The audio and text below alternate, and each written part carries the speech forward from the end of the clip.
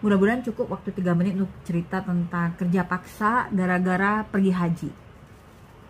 Jadi ada orang namanya itu Asgaf ya. Dia itu bikin bikin travel di Malaysia. Jadi ini orang Arab di Malaysia ya. Jadi ceritanya dulu itu kan orang pergi haji itu kan perlu biaya yang besar. Nah, banyak kan orang Indonesia itu nggak bisa pulang guys karena kekurangan uang gitu loh. Nah, si Asgaf ini akhirnya ngasih pinjaman gitu ke orang-orang jemaah orang Indonesia.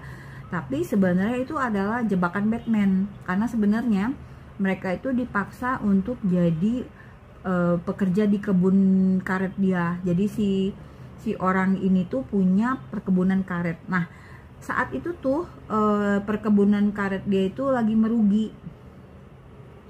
Jadi gimana ceritanya dia itu bikin supaya dapat tenaga kerja yang murah gitu. Nah, bagaimana kasus ini selanjutnya? Ya, beginilah ceritanya. Jadi si Asgaf ini punya perkebunan di Pulau Kokop Cocop gitu. Pokoknya tulisan COCOB. Jadi bikin para jemaah Indonesia itu hidupnya sengsara. Mereka tuh terjebak dalam jeratan hutang ya, kerja paksa dan tanpa kebebasan. Situasi ini berlangsung bertahun-tahun. Jumlah korbannya pun terus bertambah gitu.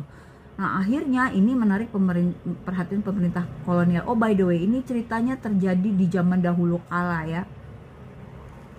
Di tahun berapa ini? Pokoknya zaman dulu banget deh.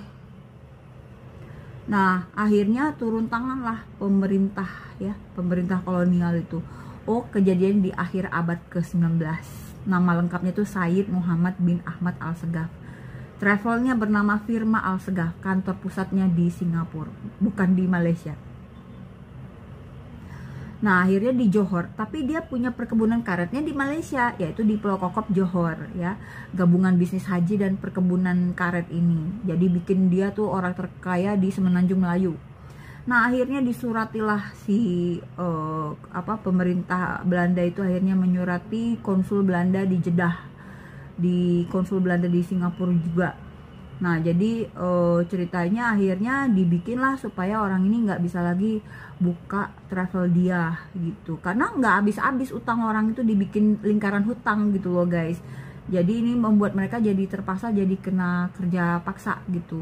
Nah, akhirnya selesailah kasusnya ini,